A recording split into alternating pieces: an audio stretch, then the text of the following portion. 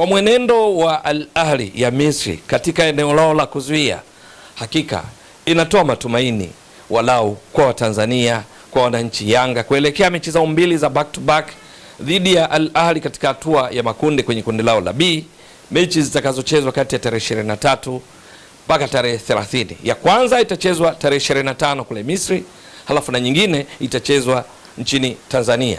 Ni kwamba kuna matumaini kuwa safu ya ushambuliaji ya Yanga kuanzia mshambuliaji kinara labda Principe Melo Dube, labda Depu, lakini viungo wa ushambuliaji akina Maxim Pianzengeli, Peodo Pakomzuzwa, Ofen Chikola, Celestine Ekwa, Faridi Musa, Mudathi Yaya basi ambaye ni kiungo ambaye hucheza kama supportive striker anayesaidia washambuliaji pindi wanapokwenda kushambulia kwa sababu ni box to box, na wengine wote wanaohusika katika ujenzi wa mashambulizi ya Yanga kutokea katikati mwa mstari wa uwanja wanayo fursa ya kuweza kuwapa furaha wa Tanzania, kuwapa furaha wananchi kwa kupata bao ama mabao katika mechi hizo mbili za back to back kabla ya kucheza dhidi ya FAR Rabat kule nchini Morocco na mechi dhidi ya JS Kabylie itakayochezwa nchini kukamilisha mechi 6 za hatua ya makundi. Hapa tunazungumzia Al Ahli itakayocheza dhidi ya Yanga, halafu kuna Yanga itakayocheza dhidi ya Ahli kabla ya mechi mbili za kutimiza mechi 6 za hatua ya makundi. Matumaini yanatokana na nini? Ni kwamba Al Ahli kwenye mwenendo wao katika ligi kuu ya Misri mpaka sasa wameshacheza mechi 12, lakini kwenye mechi hizi wamefunga mabao 20, wameruhusu mabao 13. Yaani wameruhusu bao moja zaidi ya idadi ya mechi. Lakini sio hilo tu. Katika kombe la ligi ya kule Misri wamecheza mechi 6. Katika mechi hizi 6 wamefunga mabao 7, wameruhusu mabao 9. Yaani wameruhusu mabao mengi zaidi kuliko waliofunga wao. Wameruhusu mabao 3 zaidi kuliko idadi ya mechi. Sasa hii maana yake ni kwamba zipo fursa ambazo wapinzani wa Al Ahli, na hapa kiupekee tunazungumzia Yanga chini ya kocha Pedro Gonçalves, wanacho kitu cha kufanya ambacho wakifanyia kazi vizuri kuelekea mechi zao hizi, wana uwezo wa kwenda kutikisa nyavu, wana uwezo wa kwenda kumkabili golikipa Mohamed El Shenawi ama Mustafa Shobeir na kuweka mipira wavuni, na hivyo kutengeneza matumaini yawe juu katika mechi hizi mbili, kwa sababu namna nyingine ya kupata pointi zote 3 isipokuwa ni kwa kufunga mabao. Mkishafunga ndipo mnaimarisha pia ulinzi wenu kuhakikisha mnapata matokeo chanya. Ni kwa sababu gani tunaeleza hivi? Kwenye ligi ya mabingwa barani Afrika mpaka sasa kwenye mechi zao mbili za hatua makundi, wao na Yanga wote wana pointi 4-4. Lakini Yanga kinachoathiri ni kwamba wamefunga bao moja, hawajaruhusu bao lolote, wakati Al Ahli kwenye kundi lao hili la B wamefunga mabao 5, wameruhusu mabao 2. Kwa hiyo tofauti ya mabao ya kufunga na kuruhusu ndiyo inawafanya Al Ahli wawe kileleni katika kundi lao la B, wakifuatiwa na Yanga, halafu kuna FAR Rabat, halafu kuna JS Kabylie. Lau kama Yanga wangekuwa wanafanya vizuri katika kufunga, pengine wao ndo wangekuwa juu zaidi ya Al Ahli. Sasa watapokutana katika mechi hizi mbili, namna ya kupata matokeo ni pamoja na kuhakikisha kila fursa zinapopatikana basi kuzitumia ili mwisho wa siku kuwapa furaha wananchi, kuwapa furaha wa Tanzania kwa kufunga mabao dhidi ya Al Ahli. Na uongozi wa Yanga kwa kushirikiana na benchi lao la ufundi chini ya kocha Pedro Gonçalves katika kukabiliana na hilo tayari wamefanya usajili katika dirisha dogo wa wachezaji kadhaa wenye kipaji, akiwamo Depu, mchezaji wa kimataifa wa Angola ambaye Yanga wamemtoa kutoka katika ligi kuu ya Poland kwenye klabu ya Radom. Lakini wamemsajili pia Alan Okello, mfungaji bora katika ligi kuu ya Uganda msimu uliopita 24-25, akimaliza ligi kuu ya Uganda akifunga mabao 19, akitoa assist 4, akichangia mabao 23. Huyu Depu ndiye mfungaji bora katika michuano ya Kosafa iliyofanyika hivi karibuni, ambapo Angola alitoa ubingwa michuano ya Kosafa kwa kuifunga Afrika Kusini kwenye fainali mabao 3-0. Yeye Depu kwenye mechi 5 za michuano hiyo aliifungia Angola mabao 8, akifunga mabao 3 zaidi ya idadi ya mechi ambazo ni 5. Katika fainali yale mabao 3 alifunga mabao 2, moja la kichwa, moja la mguu. Lakini Yanga wamemsajili pia Emmanuel Mwanengo, mchezaji mwenye kipaji, kijana ambaye wamemtoa kutoka katika klabu ya TRA United. Wameimarisha eneo lao la kiungo kwa kumsajili Mohamed Damaro Kamara kutoka Singida Black Stars, lakini kwenye kujiimarisha zaidi Yanga bado anao wachezaji wao ambao wanaonyesha ubora wa hali ya juu mpaka sasa, akiwamo Peodo Pacome Zouzoua, lakini pia wapo akina Maxim Pia Nzengeli, Celestine Ekwa, Prince Mpumelo Dube yupo, mchezaji aliyefunga bao pekee mpaka sasa katika ligi ya mabingwa barani Afrika wakati wakishinda bao 1-0 dhidi ya FAR Rabat kule visiwani Zanzibar, ambako Yanga ilikuwa ikicheza nyumbani kwenye uwanja New Amani Complex. Lakini pia Yanga wanaye pia Clement Mzize Walid ambaye ameshapona majeraha na kuanza kujifua na wenzake. Wapo wachezaji wengine kadhaa, lakini hapa nimetaja tu baadhi, na hasa wanaohusika katika ujenzi wa mashambulizi kuanzia katikati mwa mstari wa uwanja kwenda kwa wapinzani. Sasa eneo mojawapo la kufikiria kati ya small details, vitaarifa vidogo vidogo vya kujificha ambavyo Yanga wakivifanyia kazi kwa kina wanaweza kanufaika ni katika walinzi wakati wa Al Ahli. Yes, hapa tunazungumzia Yasin Marei, lakini pia tunazungumzia Yasa Ibrahim. Hawa katika muundo wao wa kiuchezaji, Al Ahli huwa kwenye makaratasi inaonekana baada ya golikipa kuna kuwa na walinzi wanne, halafu kuna viungo wawili eneo la kati wa ukabaji, halafu kuna viungo ushambuliaji watatu, halafu kuna kuwa na mshambuliaji mmoja kinara. Sasa wanapokwenda kushambulia mara nyingi, na katika mechi zima average position, mechi dhidi ya JS Kabylie walioshinda 4-1 kule Misri, mechi dhidi ya FAR Rabat kule nchini Morocco waliotoa sare ya 1-1, huwa wengine wote wanapanda kwa wastani wakiwa juu ya mstari wakati wa uwanja, isipokuwa hawa wawili. Lakini hawa mabeki wa pembeni, kwa mfano huyu Mohamed Hani, kwa wastani huwa juu kidogo ya mstari wakati wa uwanja, huyu mgongoni ni namba 30. Lakini kuna Nabil Koka kwa wastani, naye huwa katikati ya mstari wa uwanja ama juu mgongoni nambari 36. Lakini kuna viungo wao wakati hapa tunazungumzia Aliou Dieng pamoja na Marwan Atia. Wao ndio ambao huwa hawavuki katikati ya mstari wa uwanja, badala yake wanakuwa katikati wakiwa wanawasapoti hawa mabeki wao wawili wakati ambao ni Yasin Marei na Yasa Ibrahim, ambao wao ndo huwa wanakuwa stationed nyuma ya mstari wakati wa uwanja kuhakikisha wanakabiliana na mashambulizi ya kushtukiza, kwa sababu wao katika muda mwingi wa mchezo huwa wanamiliki mpira zaidi, huwa muda mwingi wapo katika nusu ya pili ya uwanja, wakati mwingine wakipeleka mpaka wachezaji wa 8 kuhakikisha timu pinzani isipate fursa ya kujenga mashambulizi yao kwa utulivu. Matokeo yake, inapopigwa mipira ya kasi ya haraka kwenda katika nusu yao, ndipo huruhusu zaidi mabao, na ndio maana katika ligi kuu ya Misri mechi 12 wameruhusu mabao 13, kwenye kombe la ligi mechi 6 wameruhusu mabao 9 wao wakifunga mabao 7, katika ligi ya mabingwa wameruhusu mabao 2 wao wamefunga mabao 5. Yanga hawajaruhusu bao. Yanga wana rekodi nzuri katika ulinzi wao, na Pyramids tu ndio ambao hawajaruhusu bao kati ya timu 16 ambazo zipo katika hatua ya makundi ligi ya mabingwa barani Afrika kwa msimu huu. Sasa hawa wawili ukishajua tabia zao katika majukumu ya kuzuia, zile defensive actions wanavyozifanya, inaweza ikawa njia mojawapo ambayo Yanga wakitumia vizuri, Depu lazima ataweka mpira wavuni. Kama sio Depu, basi Prince Mpumelo Dube ataweka mpira wavuni. Kama sio Dube, basi Peodo Pacome Zouzoua anaweza akawadhuru.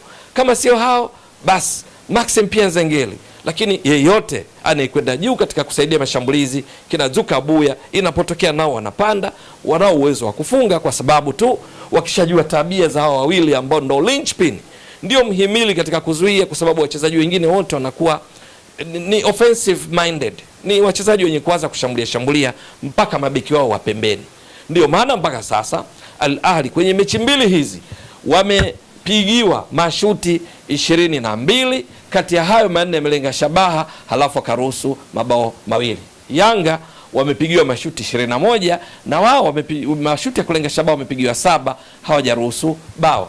Najaribu kuonyesha hapa small details juu ya walicho perform mpaka sasa katika eneo la kuzuia. Kwenye kushambulia, Yanga ndio timu inaongoza kupiga mashuti mengi zaidi ya kulenga shabaha, ambapo wameshapiga mashuti 12 ya kulenga shabaha, wakizidi timu nyingine zote kwenye hatua ya makundi mpaka sasa. Bahati mbaya wamefunga bao 1. Si ndio maana kuna Depu kaja kushirikiana kina Prince Dube, kina Peodo Pacome Zouzoua kutatua tatizo hili la kupachika mabao. Sasa iko vipi? Ikitokea kwa mfano Yanga kwenye eneo lao la viungo ushambuliaji na mshambuliaji kinara yupo Depu hapa, au Dube, lakini namtaja Depu kwa mfano ambaye yeye amekuja katika usajili wa dirisha dogo. Lakini wawe na Alan Okello, yeyote anaweza kucheza, narudia tena kwamba ni mfano tu. Lakini wawe na Maxim pia Nzengeli, lakini wawe na Peodo Pacome Zouzoua. Wakati wanakwenda kushambulia hapa, wakishatambua tabia za hawa wawili Yasin Marei pamoja na Yasa Ibrahim, hawa kwa mbadilishano wa nafasi, zile rotational movement, wanaweza wakawavuruga hawa na kuambulia kitu. Iko vipi? Ni kwamba goalkeeper Mohamed El Shenawi, daka yake, kupanga kwake timu, kuanzisha mipira, huwa anawategemea zaidi hawa mabeki wawili wakati. Lakini kwenye kushambuliwa pia wao ndo wanafanya kazi ya ziada wakiwa watu wa mwisho. Katika mpangilio ambao nimetoka kueleza, wao ndo wanabaki chini, halafu kuna Aliou Dieng pamoja na Marwan Atia eneo la kati. Wengine wote fikra zao huwa ni juu ya mstari wa kati wa uwanja. Sasa Yasa Ibrahim, sifa zake ni zipi hizo? Yeye ni mgongoni nambari 6. Yeye ana miaka 32. Yeye ni mrefu zaidi katika wale mabeki wawili wakati kule nyuma, yeye na mwenzake Yasin Marei, kwa sababu ana urefu wa futi 6, lakini guu lake lenye nguvu zaidi ni la kulia. Kwenye kucheza kwake hizi mechi mbili za hatua ya makundi tayari ameshafanya tackling. Tunasema tackling kwa maana kuingia uvunguni, kucheza mpira bila kusababisha madhara. Yasa Ibrahim amefanya tackling 5, lakini interceptions amefanya 1, clearances, kuosha mpira, kuubutua, ameshafanya mara 9. Kwa ujumla defensive actions amezifanya 14, lakini ball recovery, kunyang'anya mipira kwa ujumla amefanya mara 8.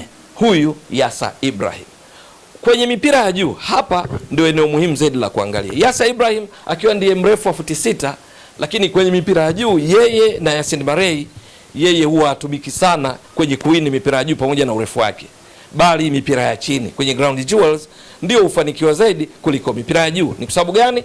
Mipira ya juu mpaka sasa, aerial jewels, Yasa Ibrahim amepigania mipira 8, lakini amefanikiwa 4 tu, ikiwa ni ufanisi wa 50%. Mipira ya chini tunasema ground jewels, amepigania mipira 9, amefanikiwa 7, ufanisi wa around 78%. Ndio sifa yake hii. Lakini kupoteza mipira, possession loss, kupoteza mipira ambayo Al Ahly wanakuwa wamepoteza umiliki wake, ameshapoteza mara 17 huyu Yasa Ibrahim. Tunasema possession lost. Lakini hajacheza faulo yoyote mpaka sasa. Yeye amechezewa faulo 2. Hachezi faulo, yes, kwa sababu ana 0, amechezewa faulo 2. Ndio tabia yake. Kwa lugha nyingine, Depu, Pacome, Okello, Max au Celestin Ekwa au Clement Mzize Walid, Ofen Chikola, Faridi Musa, yeyote watakayepangwa wajue wakimwendea huyu mwamba nambari 6, mipira ya juu kwa wastani mpaka sasa anawini 50%. Yaani kwenye mipira miwili, 1 muupate nyinyi. Kwenye mipira 8 aliyopigania kapata 4 wapinzani wamewini katika kupigania mipira ya juu dhidi yake. Lakini mipira ya chini wajue miguu yake mirefu anaitumia vyema katika kuwini mipira. Lakini wasiogope kuhusu faulo. Hachezi sana faulo mpaka sasa, mechi 2, dakika 180 zote kacheza, hajacheza faulo yoyote. Lakini pacha wake sasa, nazungumzia sasa Yasin Marei ambaye anakuwa kushoto, guu lake lenye nguvu zaidi ni la kushoto. Huyu guu lake lenye nguvu zaidi la kulia.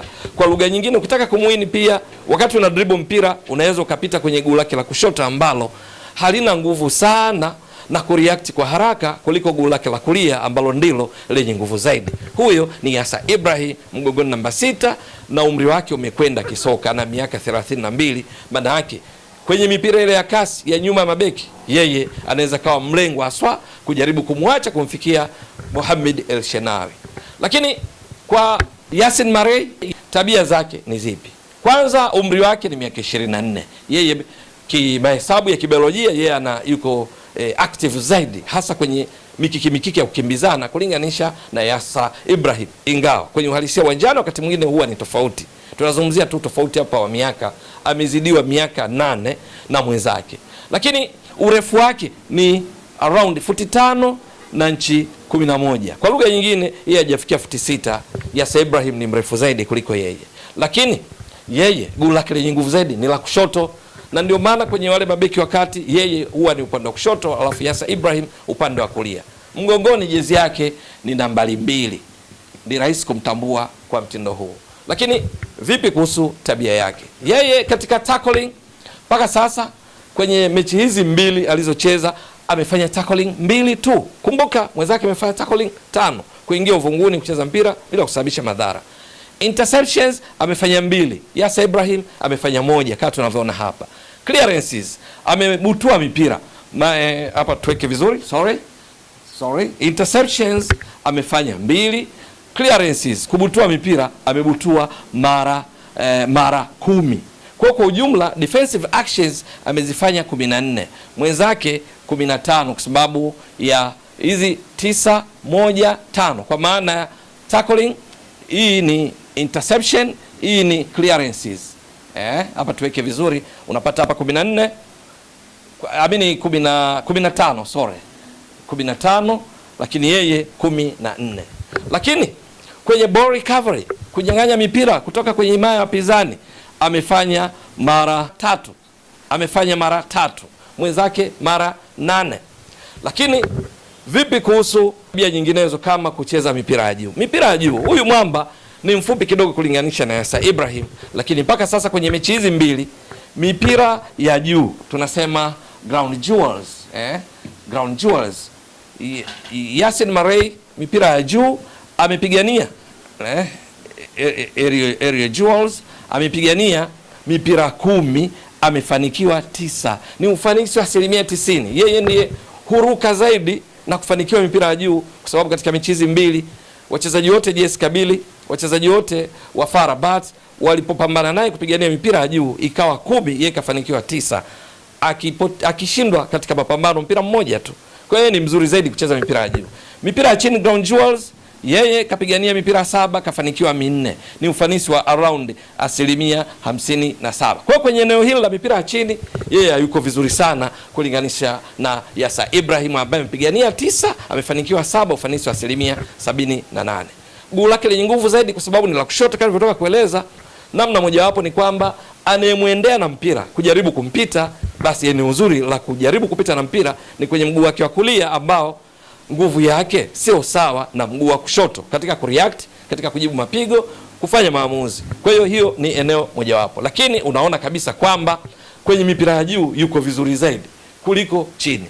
Lakini hawa wote wana tabia za kufanana pindi timu inapokwenda kushambulia. Kwenye faulo, huyu alau kacheza faulo 1, yeye kachezewa 2. Kwa hiyo naye si mcheza faulo sana, kwa sababu wote wawili kwa pamoja utagundua huyu faulo 0, yeye faulo 1. Mechi 2 wana faulo 1 kwa ujumla, huku wao wamechezewa faulo 3, faulo 4, kwa maana huyu kachezewa 2, huyu kachezewa 2, jumla faulo 4 walizochezewa na wapinzani. Tabia ya jumla ulio nayo kwenye mipira ya kutenga kutoka huku waliko na kwenda juu kabisa karibu na lango la mpinzani kwenye 18 kule kucheza mipira ya kona na mipira ya kutenga iliyo karibu na lango la wapinzani. Kwa hiyo Yanga wajue wanapokwenda, inapopigwa mipira ya kutenga, hawa hawapatikani katika maeneo ya kimfumo katika kulinda, bali huwa juu wakitumainiwa kwamba kwa sababu ni wazuri kuruka mipira ya kichwa waweze kuwadhuru wapinzani. Maana yake ni nini? Ikitokea mpira ukapatikana kwa Yanga kwenye mpira wa kutenga, kwa mfano kona, Yanga wakapata mpira au mpira faulo karibu na lango lao, alafu wao wakawini mpira, basi wanapaswa kufanya maamuzi ya haraka kwa kupiga mipira mirefu huku, ili wachezaji wao wenye kasi, Pedro Pacome Zouzoua, Celestine Ekwa, Alan Okello, Depu Prince Melo Dube, Clement Mzize Walid, Ofen Chikola, Emmanuel Mwanengo miongoni mwa wachezaji wapya na wengine wote wachomoke kwa kasi, kwa sababu kunakuwa na gap, kuna nafasi kubwa huku nyuma, kwa sababu wahusika wale makaka wakubwa katika kulinda, walinzi wenyewe haswa, wanakuwa hawapo. Badala yake wanategemea tu Aliou Dieng na Marouane Atia kwenda kukava hizo nafasi, kwa sababu wao at least wanakuwa hawawi na jukumu hili la kucheza mipira ya vichwa ya kutenga pindi inapopatikana. Lakini wao katika skills za kuzuia, nidhamu ya kiulinzi ya kuzuia, Aliou Dieng hayuko smart, Marouane Atia ni wazuri katika kupambania mipira, lakini hawako smart kama hawa mabeki ambao ni specialist, Yasin Marei pamoja na Yasser Ibrahim. Hiyo ni fursa moja wapo. Jambo lingine ni kwamba wao wote wawili huwa wanapopigiwa mipira nyuma yao ili wakimbizane, kasi si sehemu ya maeneo yao ya kujidai. Kwa hiyo ni fursa nyingine pia, lakini wakati mwingine huwa wanajichanganya baina yao na kipa wao Mohamed El Shenawi katika michizi za ambazo zimeshachezwa mpaka sasa. Kwa mfano, bao lilofungwa na JS Kabylie ni matokeo ya cross kutoka upande wa kulia wa JS Kabylie, lakini upande wa kushoto wa Al Ahli, yani ule upande ambao anacheza Nabil Koka, kiungo ambaye siku hizi ucheze kama beki tatu. Ilipofika kati, walikuwa katika nafasi nzuri ya kucheza mpira kwa sababu walikuwa na idadi ya kutosha, lakini mwamba Yasa Ibrahim nambari 6 mgongoni akajimix, kajichanganya na kipa wake Mohamed El Shenawi, mpira ukaingia wavuni, ambao ulionyesha kwamba ni OG, bao la kujifunga la golikipa Mohamed El Shenawi. Makosa kama hayo ameyafanya mara kadhaa, na ndio maana tunapozungumzia rekodi zinaonyesha wanaruhusu mabao mengi msimu huu kuliko kawaida yao, ni pamoja na defensive mix up, kujichanganya kwa eneo la kiulinzi kati ya walinzi mabeki hawa Yasin Marei pamoja na Yasa Ibrahim na kipa wao Mohamed El Shenawi. Yanga wanaweza wakati mwingine wakapiga mipira chonganishi, mipira inayokuwa kati ya golikipa na mabeki hawa, halafu wao pia hawachezi mbali kwa ajili ya kunufaika na mipira ya pili au kuunganisha moja kwa moja, kwa sababu huwa wanajichanganya, na hasa kwa kujua kwamba Yasa Ibrahim mipira ya juu huwa anafanikiwa kwa 50% kwa kuzingatia kile kilichoonyeshwa katika mechi mbili zilizopita. Sasa kwa mtindo huu, kwa hizi small details, endapo Yanga wakafanyia kazi vizuri, kwa sababu wamethibitisha kuwa na ulinzi bora wakiongozwa na golikipa wao Djigui Diarra ambaye ameshacheza saves 7 mpaka sasa na kuifanya Yanga isiruhusu bao. Maana yake sasa ni jukumu lao sasa, wanapoteza nafasi wazitumie, na sehemu moja hapo kutumia tumejaribu kuangalia hawa wawili Yasa Ibrahim na pacha wake Yasin Marei katika kunufaika na udhaifu wao, ule ubora wao, kuona namna gani ya kuweza kuubiti, kuushinda, lakini zaidi kunufaika na udhaifu wao kwa kila mmoja, na kwa kuzingatia kwamba msisitizo Yasin Marei gule yenye nguvu la kushoto, Yasa Ibrahim gule yenye nguvu la kulia. Je, itakuwa vipi? Ni swala la kusubiri. Ewe mtazamaji wa Mbwaduke Stats Sport Next Level, endelea kuunga mkono channel hii kwa kuhakikisha kama una subscribe, una share, una like na kucomment. Mwasilishaji wako ni mimi Ramadhani Mbwaduke almaarufu kama Mzee wa Data. Shukran jazilan. Bye bye.